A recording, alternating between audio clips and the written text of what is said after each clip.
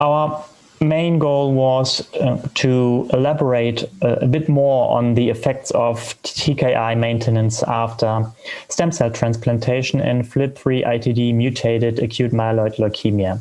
There was aggregating evidence during the last 2 years with prospective studies and smaller retrospective studies with a potential benefit of TKI maintenance after stem cell transplantation. But in stem cell transplantation, there is a lack of evidence creation. So we have many retrospective studies and small prospective studies. And if we have the luxury to get 2 prospective studies, which were just published over the last year for TKI maintenance, especially Sorafenib in FLT3-ITD, AML, and a newly prospective study of Midostaurin for TKI maintenance in FLT3-ITD AML, and smaller retrospective studies.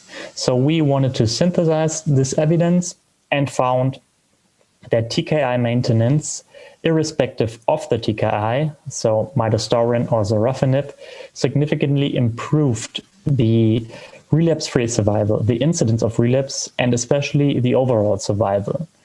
What we then found was that there was no particular difference between TKI maintenance and the control group, which was mainly placebo, in non-relapse mortality, but there seemed to be a difference and an increased chronic GVHD and acute GVHD, especially for studies which investigated Sorafenib. These findings underscore the benefit of TKI maintenance for these patients, but also highlight future research opportunities to identify whether, especially Sorafenib, for which most evidence exists for its benefit for now, whether Sorafenib has potential to create some GVL effect, which would then also be correlated with the acute GVHD and chronic GVHD incidences we see, which are increased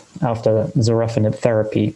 Or whether this is mainly a difficult differential diagnosis because the main toxic effects of Sorafenib were skin toxicity. And this differential diagnosis between skin GVHD and skin toxicity need to be more identified and researched more over the next few months, hopefully, or even the few years. So we found in overall a significant benefit of TKI maintenance, especially for Sorafenib, and future prospects for GVHD evaluations, and create the basis for future studies on TKI maintenance and maintenance overall in these patient subgroups in AML.